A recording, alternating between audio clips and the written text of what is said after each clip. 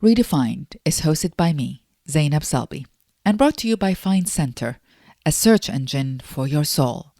Part library, part temple, Find Center presents a world of wisdom, organized. Check it out today at www.findcenter.com, and please subscribe to Redefined for free on Apple Podcasts and Spotify.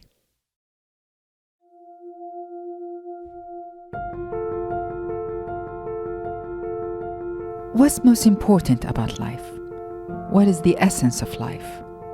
Is it what we do, how much we earn, how many social media followers we have? Or is it, do we live our lives in kindness to ourselves and to others? Do we live our lives in love to ourselves and to others? In nearly losing my life, I was confronted with these questions, and it led me to the conversations that make up Redefined, about how we draw our inner maps and the pursuit of meaningful personal change.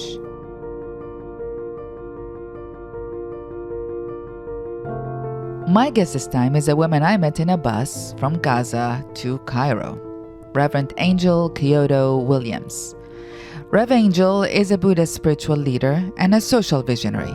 She's the author of Being Black, Zen, and the Art of Living with Fearlessness and Grace, and the co-author of Radical Dharma, Talking Race, Love, and Liberation. Her new audio series is called Belonging, From Fear to Freedom in the Path to True Community.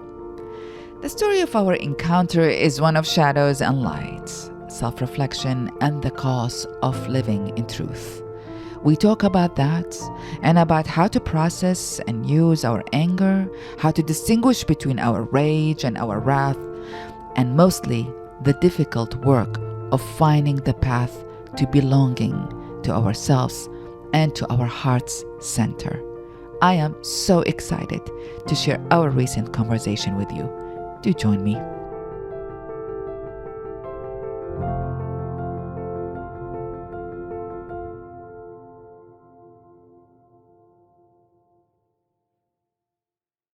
So first of all, can I call you Angel or should I call you Rev Angel? Oh, you can call me Angel. Thank you. As I was reading, and I've been following your teachings for a while now, I am reminded of the indigenous wisdom that talks about how we are all mirrors of each other. I don't know if you're familiar with that. I had a teacher, a Basque shaman teacher, Angela's Aryan, and she talked about how we are all mirrors of each other. There are those who are clear mirrors, and those are clear mirrors that people bring the best in you, like that you see yourself in them, and you always get energetic when you see them. And there are people who are shady mirrors, and the shady mirrors are those who irritate you, irks you, or people who you're sexually attracted to, also they're shady mirrors, right? And then they are those who are no mirrors. And then the no mirrors are people like you pass by every day and you just not notice them. You just don't remember who they are, you just notice them. And the point of her teachings about the mirrors is that it's really all about we need to do our own work on ourselves, right? It's like you can't blame the person. You have to what they're triggering in you is your work and your journey. But I'm starting with this because the more I hear you and read and listen to your voice and your wisdom, I was like, she's a clear mirror. That every time I truly hear, it's like you bring the best out of me. And there are moments in which you say things that just tear me up. So thank you for being a clear mirror. Thank you. We have several stories, several encounters with each other. And I will start with the encounter of the shadow, as odd as it may sound to start a conversation with shadow talk, And that was on the bus from Gaza to Cairo in 2010.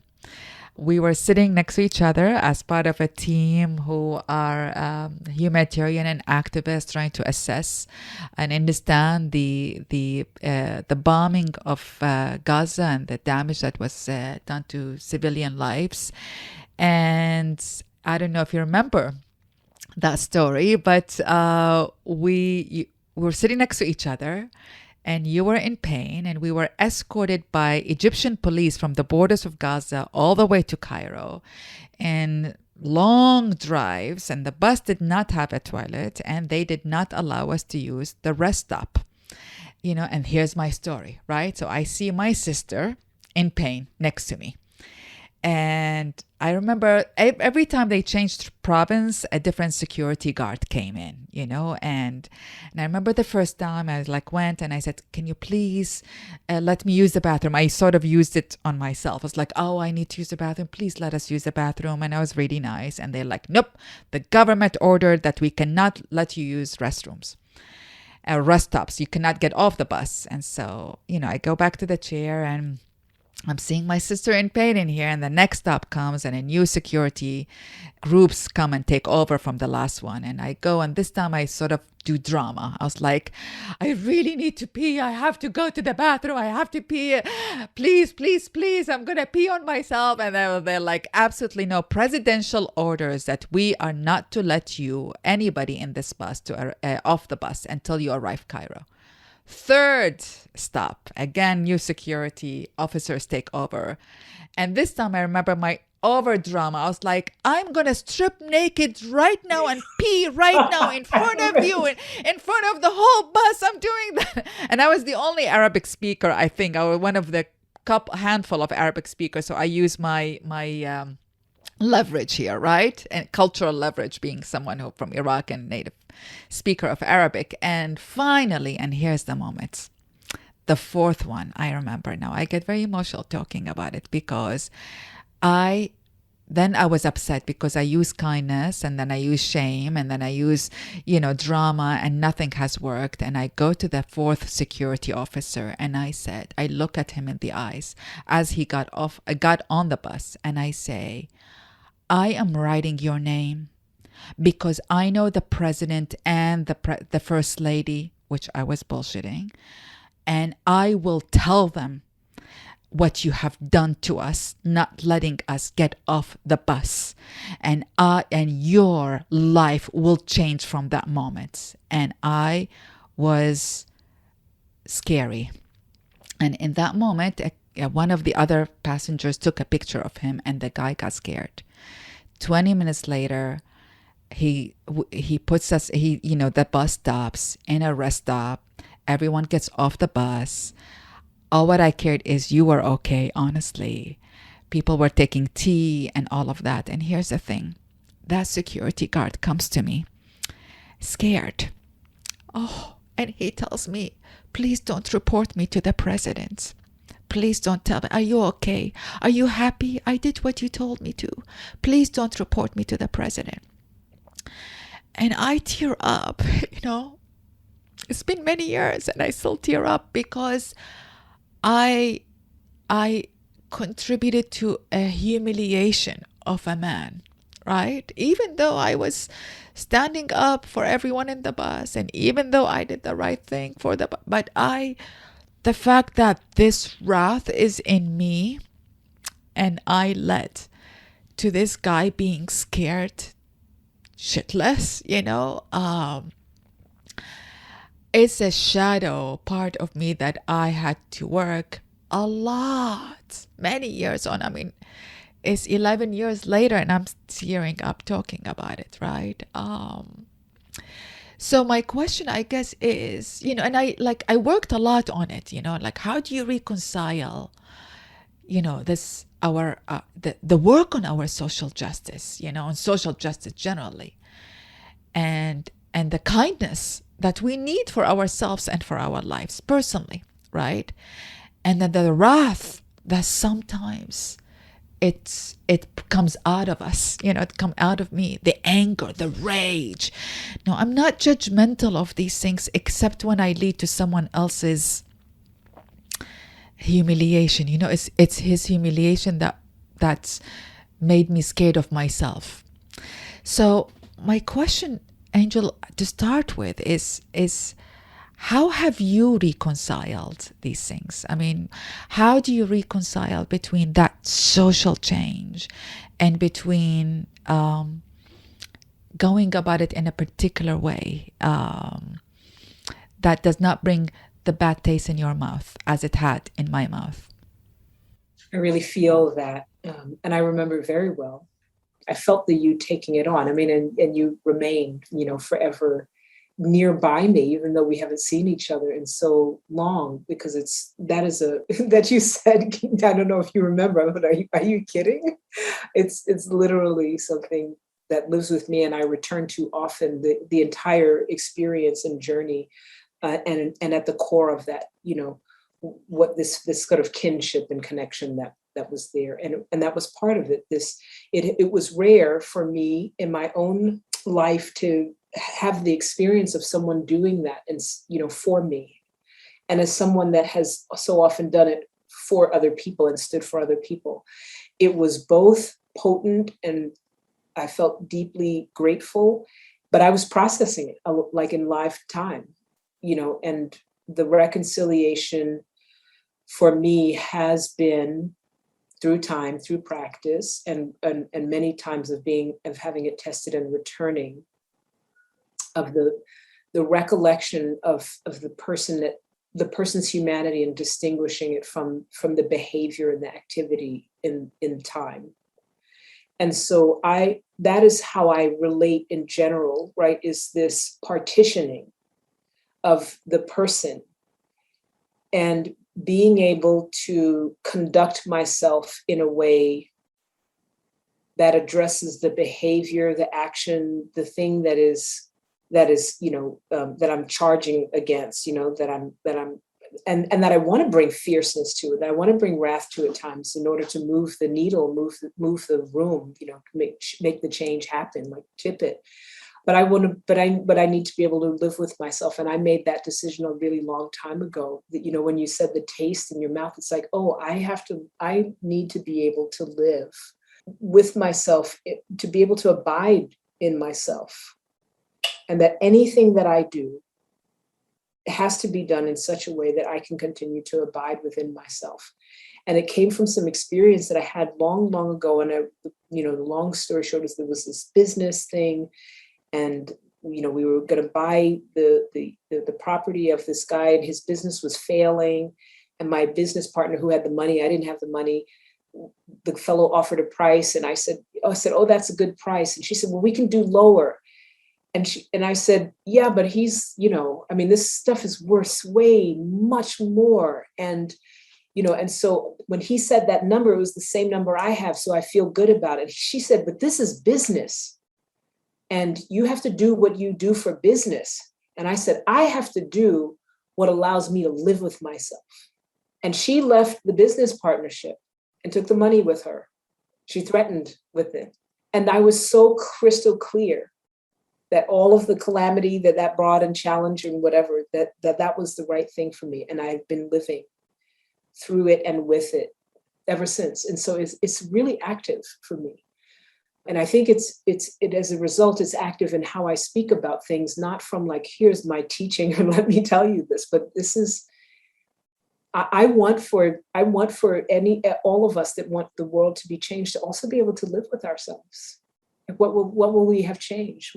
How is it worth it if we can't live with ourselves in it? That if the external realities, shift, but we are not right with ourselves, right? I'm going to say right as if it's fixed, that we are not being in rightness, like as a process, right? Like that we are not in more rightness with ourselves.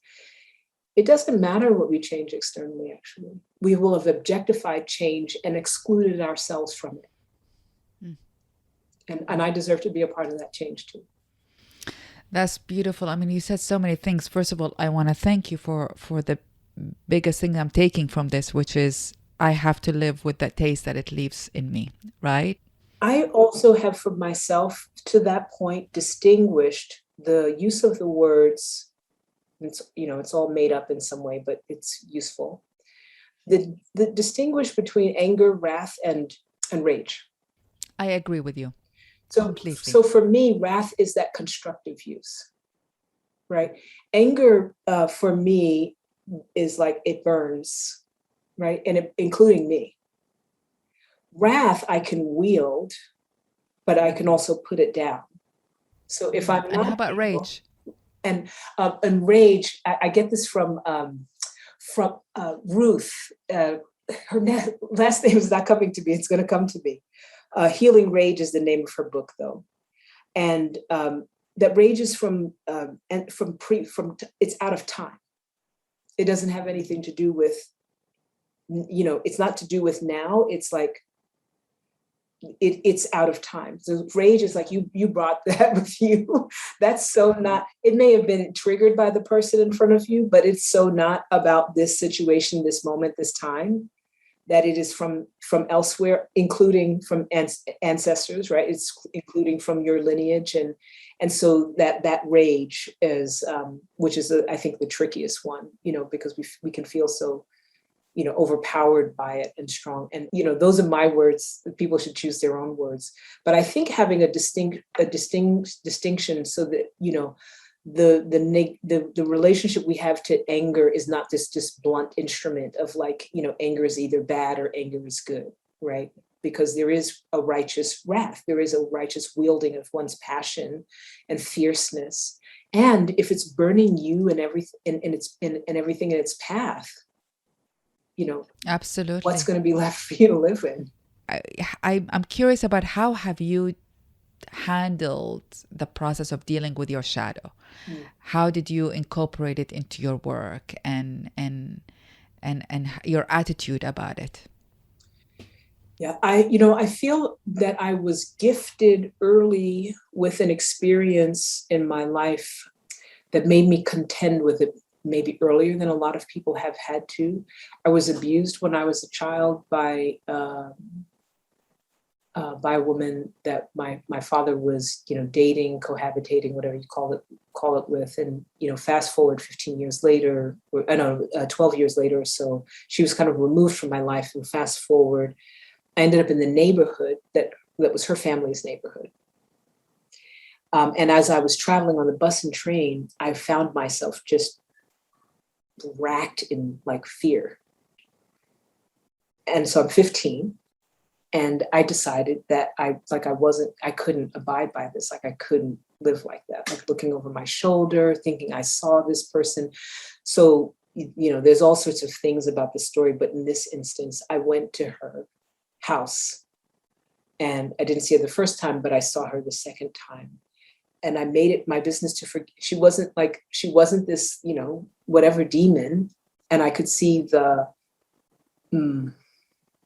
suffering, on her reality, in her existence, the family, the home that she had lived in was basically a hell house of abuse and so on. And I decided to forgive her, and not for her, but for me. I couldn't live with the anger. I couldn't live with, and I think it was just enough of it. It was complex enough that she was both, oh my goodness, the great reveal on podcasts. So it turns out, fast forward many years later, which I've never been able to say in public until now, turns out she was also the mother of a brother, which we didn't know at the time, but I suspected it. And so it was now complex. She just wasn't this other distant creature. She was close. She also kind of raised me for a time. I could see that raising of me in her children. And so it was like mucky, and I didn't have like a clear line of hate. And so I couldn't live with I was just like, okay, I don't have a clear line. So I couldn't just write her off. And what I was going to be left with is not being able to just write her off, just living with this turmoil within me of going, well, but yeah. And I was just like, yeah, no, I'm not. Like, no. So that was the cut. It was the cut. I decided to just cut it and release myself from it wasn't all neat and pretty. And it did, that's not what I mean, but I was liberated from the part that I could liberate myself from, which is to just be in all this turmoil about it. I was just like, I'm not going to do that. We'll have to negotiate whatever else we're going to negotiate together and through the years. And we continued to. But I was not going to keep myself in that hell realm. of, whatever, just being twisted about it. That's an unbelievable story. And because it's so wise for a 15-year-old kid. Because that's whatever you want to change in the world, at the end of the day, the only real dominion we have is the dominion over ourselves and how we live. And if I do all the things that I do, and I change everything, and I can't abide within myself, what does it matter?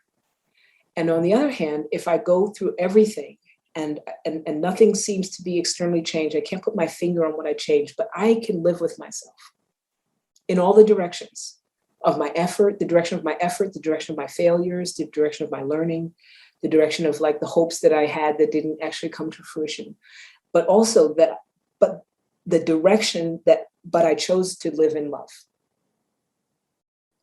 That is the greatest change we can make.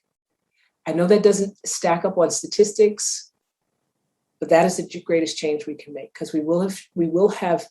I love to say we will have disobeyed the instructions of the oppressor, and as long as we do that, even if we can't see the things changing right in our space time, that is the greatest, most continuous change, the most sustainable change we can possibly have. It takes a lot of discipline, huh? It takes a lot of discipline to stay in that love, because it's an easy slip, to go into the anger, into the rage. It just takes a lot of discipline to go about the change, but stay in the core of love. Have you ever slipped? And what do you do when you slip? Oh, well, I want to tell about my little shadow side too. So my shadow side, like I remember, which you actually know, I remember I was in a relationship many years ago. And by this time, like I had that whole experience. And by this time, I was attuning myself to this sense of, being aware when I wasn't honest with myself. Right. And that I call that like that abiding with myself. And so if you have a practice, if you develop a practice of abiding with yourself, of returning to yourself as kind of the seat of where you live, like the seat of where you live, I live here. I live here. I live out there. Like that all happens and I engage in the world, but I live here. I abide in myself. What happens is you also become very, very familiar with when you're bullshitting yourself. And maybe nobody else knows, and I have a lot of practice. And so with a lot of practice, and I'm kind of like, my temperament is one that appears stoic to people anyway. And I can drop into that, very quickly. Y'all can't see me on the podcast, but I've got the like Jedi thing, right? It's just like immovable. So I can roll with that. So I have to be the greatest arbiter of bullshit with myself. I've made that bullshitting myself intolerable, though, right? By that returning to myself. And so I was in this relationship, and the person I was dating at the time said something about like I have intimacy issues. And I was like, I do not. And I gave all of these very, very they were just lovely arguments, and flipped it back on her, all the things. It was so good, And in my body, it was like, right? I just feel like, fuck. Went and found a therapist. Wow. Right? Wow. Yeah. So we actually have to make it intolerable. That's the practice, right? That we have been habituated to tolerate the enormous amounts of pain, enormous amounts of suffering, communicated and imposed upon the world, on people and peoples in our name. And through a horrible genius, we have been acculturated to tolerate it. So we have to reverse it and make it intolerable.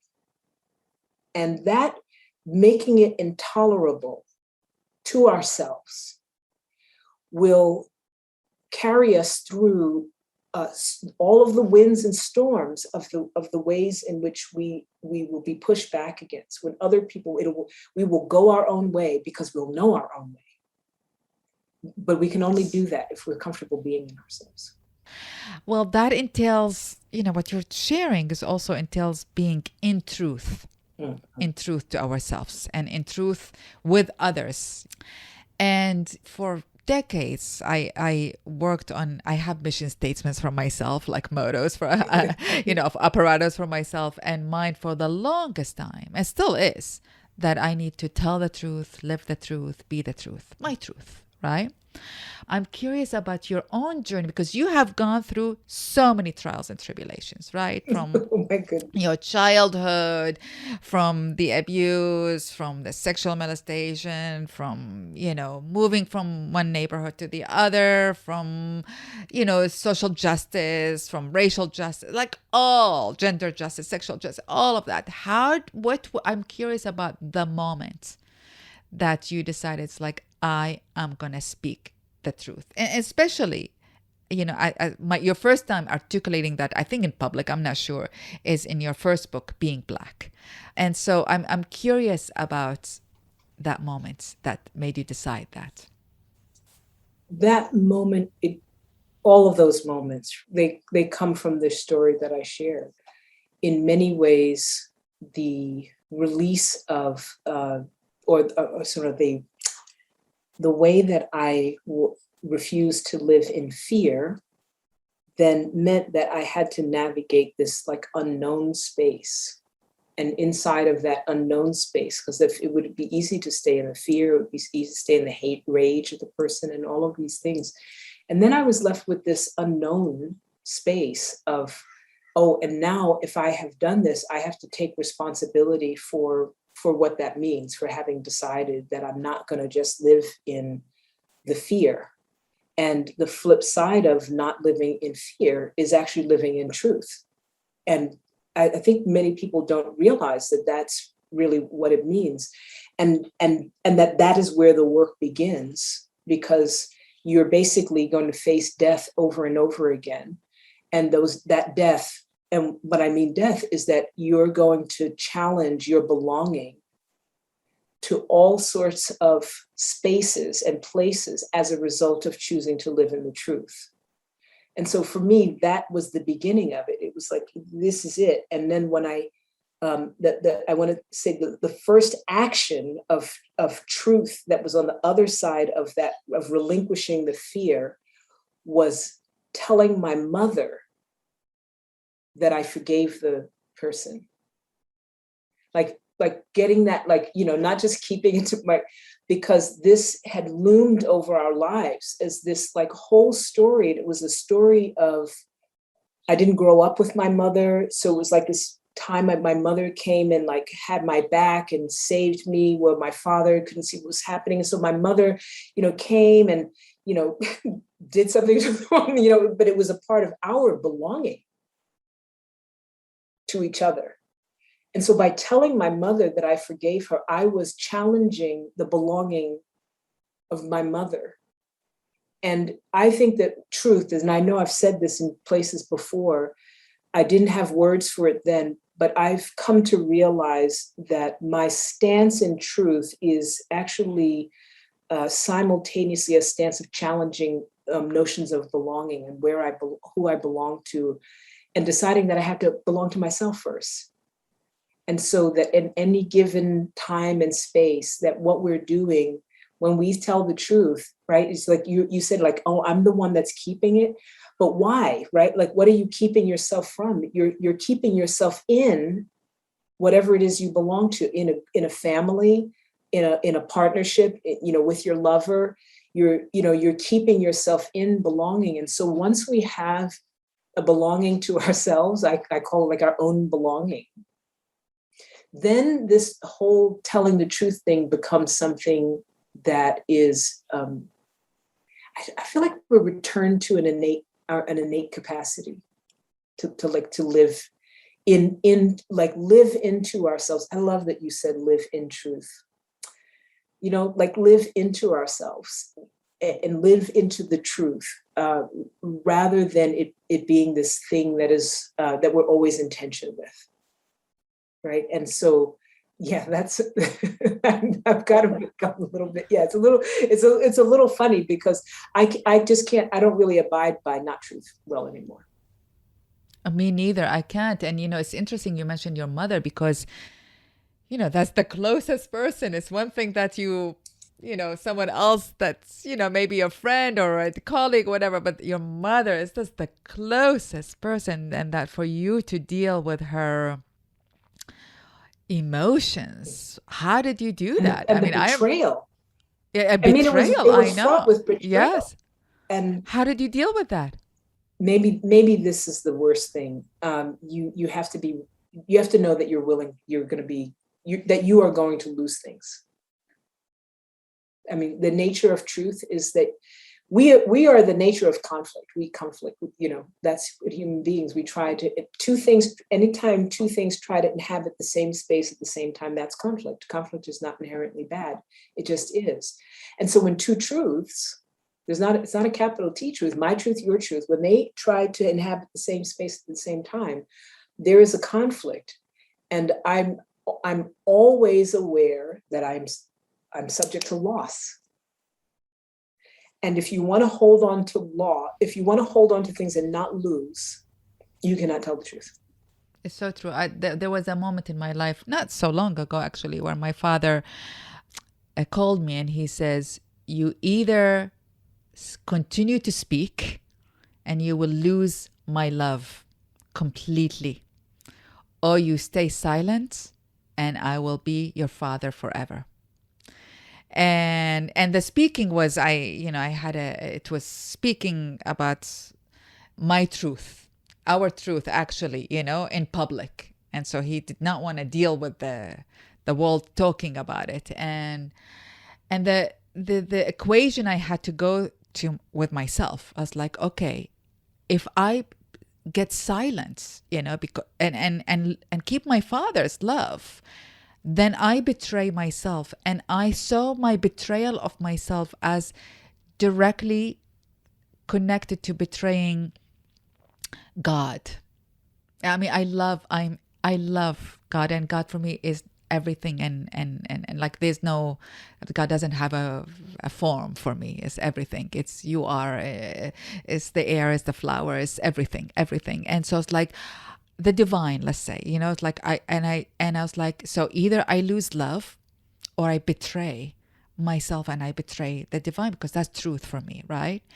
And I called my father. I emailed him and I was like, I can't do that, what you're asking me. I'm going to choose to stay true to myself. And he was mad at me and did not speak with me for 2-3 months.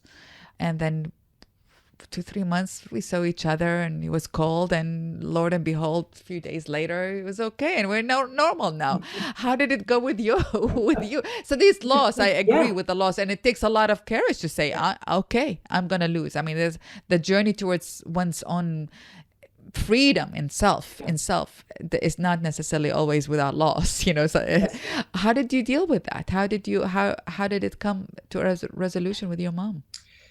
Well, I will just say that the journey is loss is guaranteed. And if you don't prepare yourself and reconcile that is what is true, that it is guaranteed, that the journey to living in your truth is you are guaranteed to have loss.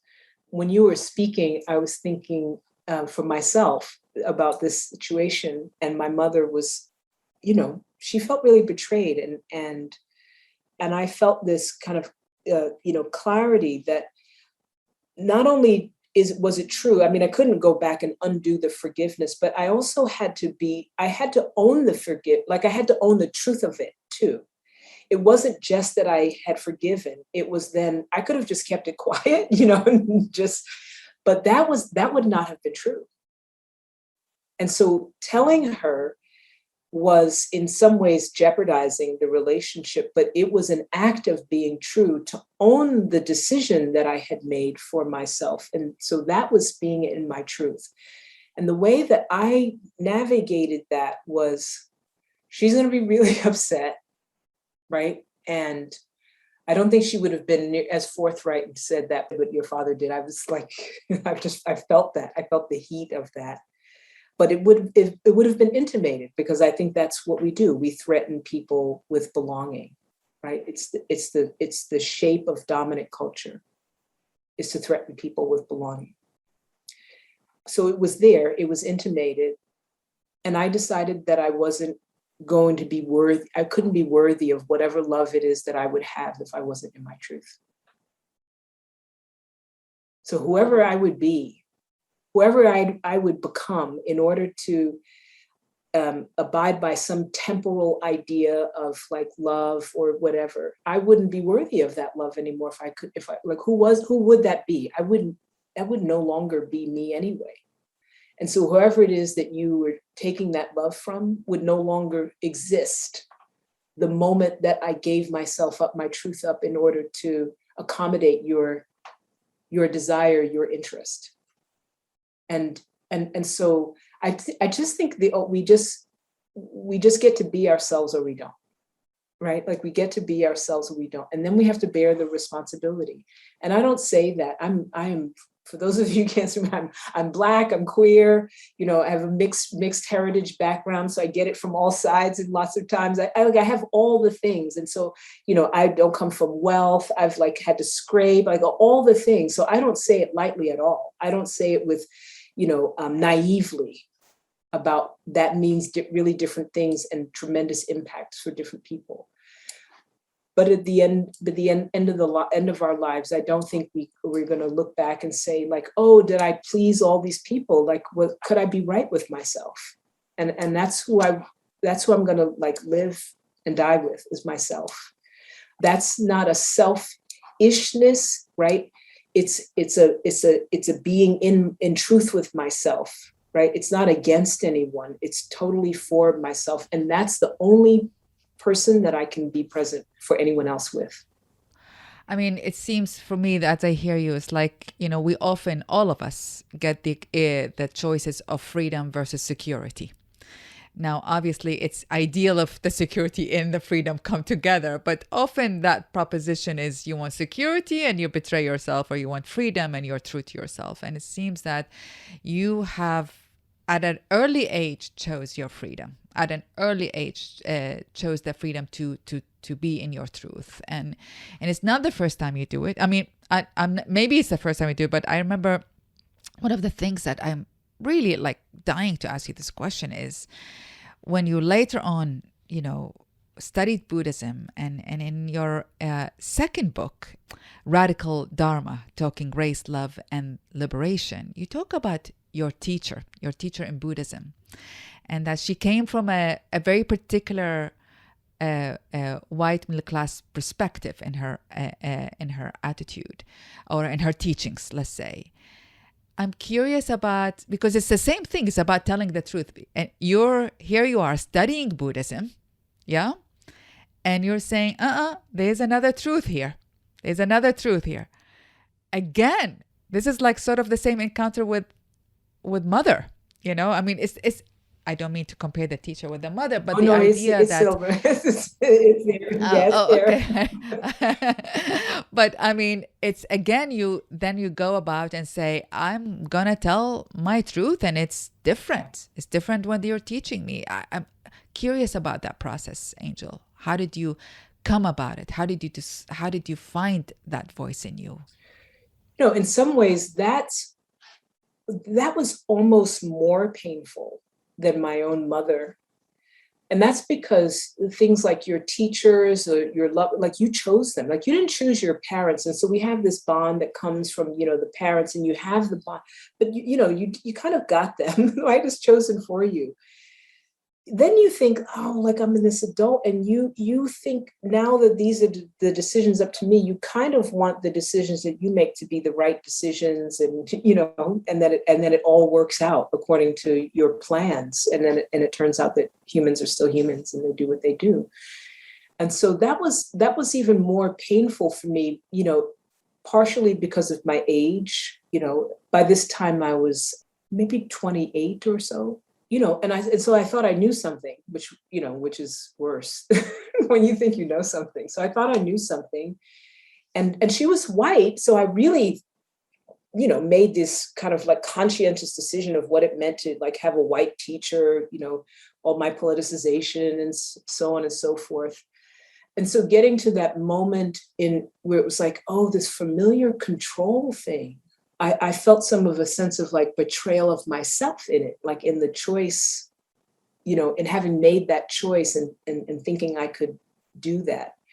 And somehow I was going to come out unscathed, when it came to a time in the stories basically that I broke with my teacher, not in some like, oh, I'm really going to break. It was really, she broke with me and I just was refusing to go along. And because I needed to be in truth with myself, it was tremendously painful. And I was lucky enough to have had the experiences that I had earlier so that I could feel that edge that you were talking about, like standing like at the edge of truth and you just don't know if you're going to die. And to have the practice of just being really still and taking the step into my truth. You just like, I get really still and I'm like, yeah, this is fraught with all the things. Everything is going crazy, words, and I just get really still and really quiet. And just step right forward into like, this is my truth. This is what I need to say to you. And that's it. And then you deal with what comes. It's not possible to do anything else anymore. And I think that's the best thing that we can do for ourselves is that we can develop a practice where being in our truth is the only thing that's actually tolerable.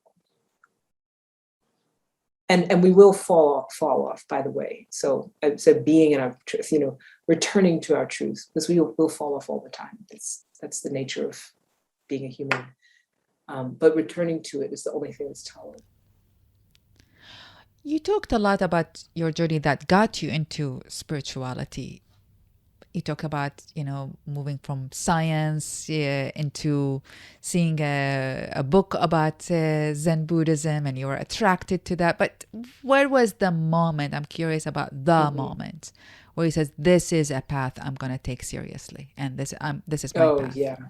That even would lead you to the teacher you're talking about. Yeah. I mean, that was, I've told this story. I was in San Francisco. So the person I was dating at the time, their mama lived in San Francisco. And so we went across country and I had never been to the Bay Area. We went across country and I hadn't even, there was a temple, San Francisco Zen Center. And I'd found out about Buddhism. I saw this book and I was like, okay, and it was sort of like hovering in my space. And I developed my own little closet, meditation practice. Like literally I was sitting in the closet with my own little meditation practice, but I had this opportunity to go to the mothership, if you will, of where the book came from Shunryu Suzuki Roshi, Zen Mind, Beginner's Mind. So San Francisco Zen Center was there. I was like, and here's the moment. I hadn't even gotten to the temple. I woke up at 4:30 in the morning on the other side of the country and didn't know really where I was going and was going to muddle my way to get to this temple. And my partner, I looked over my shoulder and she was lying there sleeping. It was still kind of like bluish, hazy, early morning. She was barely more than a silhouette. And that moment I knew, I was like, whatever this is that has brought me to this moment right now, that I am doing this, that I'm taking this for me, for my background, for whatever it is, like complete leap. This is a thing. And I knew it right there. And I remember the feeling of being like, oh, this is a thing. And that was it. And then I went and I got my cushion and I barely remember the whole thing. I came back with a cushion and everything. And I barely remember being there. I remember that moment that you're asking about because I was leaving. There was a kind of home leaving. They talk about being a priest as home leaving or being a monk or monastic as home leaving. I was the home leaving. I had left my home, New York. I was on the other side of the country, and then I was leaving my lover, which was like my home, like it was like home, leaving the home, and I had left home, going out into this like unknown, it's the unknown of San Francisco, but in the unknown at the wee hours of the morning, which, at my age at that time, I didn't do that. So it was just fraught with all of this, oh, something is happening here. And whatever this is, I think what the words for me was like, oh, this is serious. That's what it was. It was like falling in love. And at that moment, oh, this is not a fling. This is serious. And I had that moment right there. It was so Wow. clear. I wonder again, I go back to my teacher Angela's Arian, who said, she said everything about life moves in the rhythm of slow to medium, except humans. We move so fast, and in the early dawn hours, life is quiet. And it seems that you heard life's calling in that early dawn. It's like there's a Rumi poem that don't go back to sleep. Yes. And I can't remember, but it's talking about that dawn moment. Do not go back to sleep. Yeah. And you stayed awake. And blessed are those who know their calling. I think blessed are those who knows their calling. And sometimes I feel like if we only slow our minds, Yes. that we will know our calling, actually, that we can all access that moment if we only slow down and allow the slowness in that time to come. That is exactly true. May I say something? So my favorite line in the call to prayer is for the dawn call to prayer is don't go back to sleep. Don't go back to sleep. Yeah. And it is my favorite line. And it's only done in the dawn, and it's only done in that slow time. But like, don't go back to sleep. I love that. Tell me about a turning moment in your life, a turning point in your life that led you to your own belonging, as you said, to your own arrival, or to your own understanding about what is most important about life. I have an autoimmune illness, and I,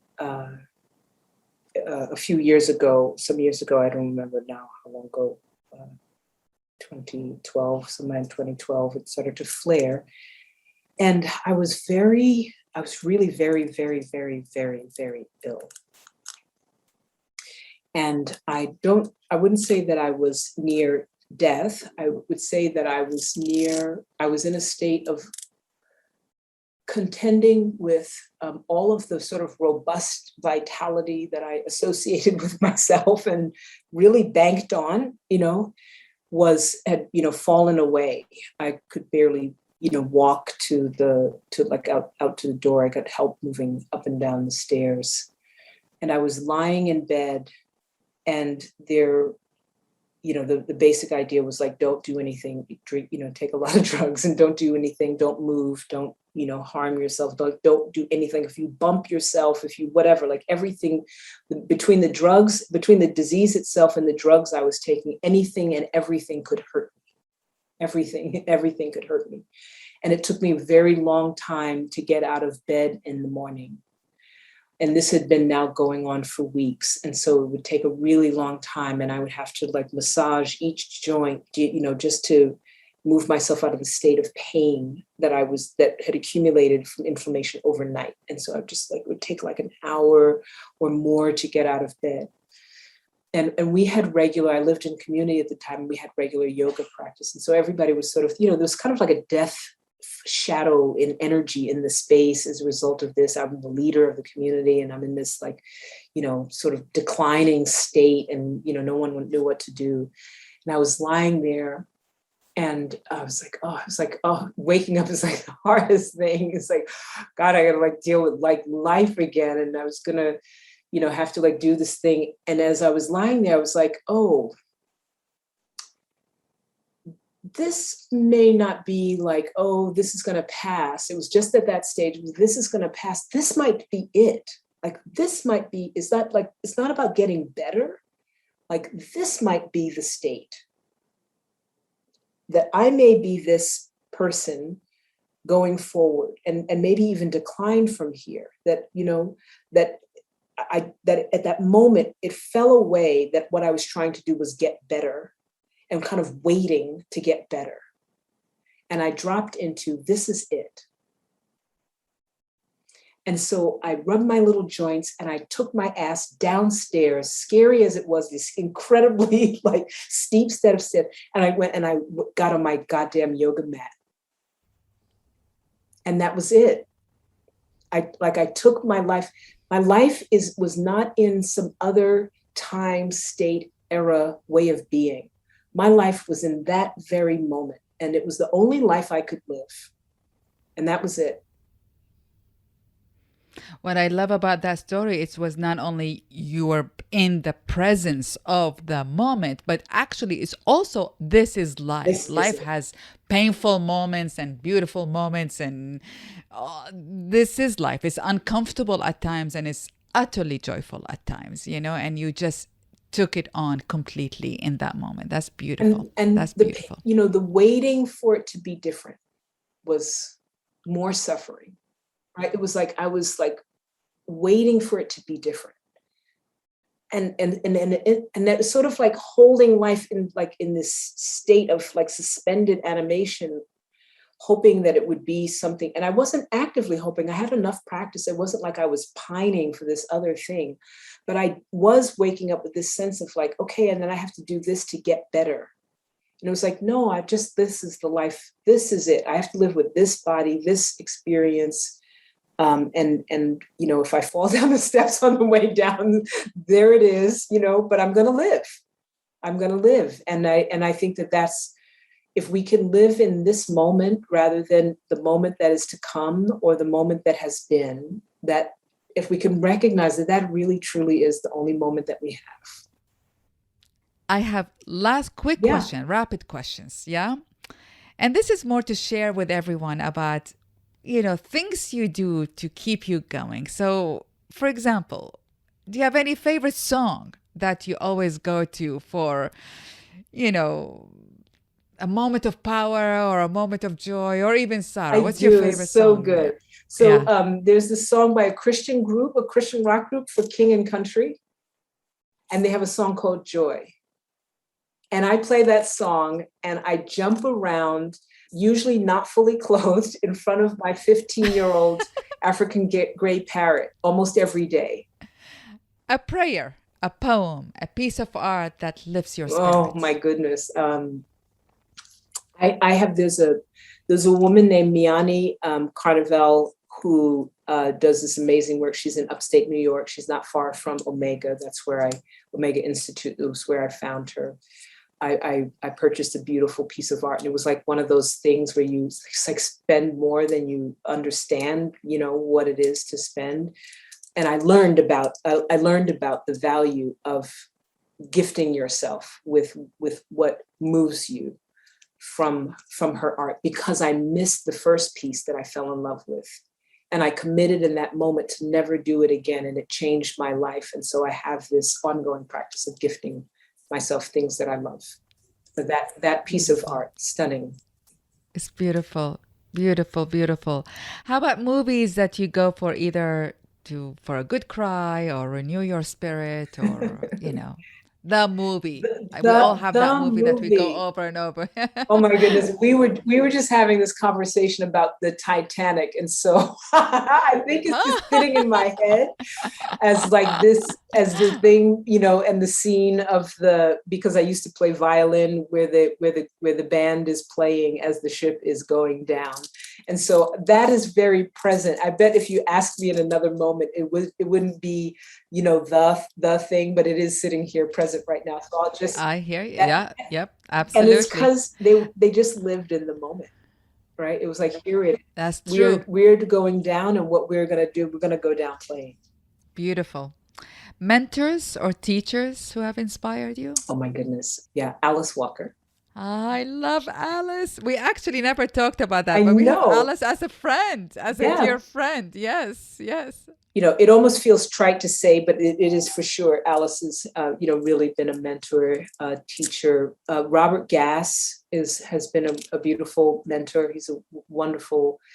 Gloria Steinem. I learned so much from Gloria, and I had a time in my life where we were, in space a lot together. And so these are not, when I say these, for those of you that don't know, these are close relationships. And so I know that some of the folks are iconic. And I had the gift of spending some times in my life with them. And so that has been really precious. I super love Resmaa Menakem, who wrote My Grandmother's Hands. We don't get to spend a lot of time. And I feel like he's like brother from another mother, like all day. I feel that about him. He's truly like my brother from another mother. So I love him, I love him, from further than I want to be from him. And last but not least, a book, your favorite book that you go to often. Oh my goodness. I go to the Tao Te Ching, oddly enough. The Tao Te Ching is sort of like, and the I Ching, both. They're sort of like divination. I treat them like divination. I just like open them and I sit with them with the short phrases. And also what is called in Buddhism is sort of like a kind of Buddhist thing like that. It's the mind training slogans.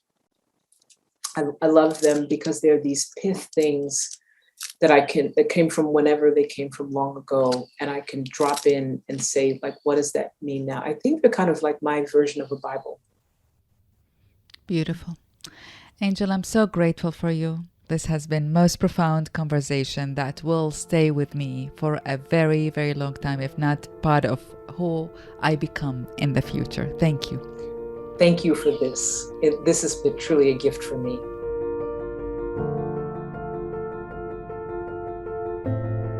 That was Reverend Angel Kyodo Williams. To learn more about her new audio series, please visit go.revan.gl/belonging-offer. For transcripts and other resources from this episode, please go to www.findcenter.com/redefined. You can follow Find Center on Instagram at find_center. You can follow me at Zainab Salbi, and you can email me questions about this podcast and your own transformative moments at redefined@findcenter.com. Thank you so much for listening. We'll be back next week for another conversation about life's turning points and lessons learned. My guest will be the woman, the former presidential candidate and author, Marianne Williamson. Redefined is produced by me, Zainab Salbi, along with Rob Corso, Casey Khan, and Howie Khan at Freetime Media. Our music is by John Palmer. Special thanks to Nikki Ford, Neil Goldman, Jen Tardif, Elijah Townsend, Amanda Graber, Carolyn Pincus, and Shara Johnston.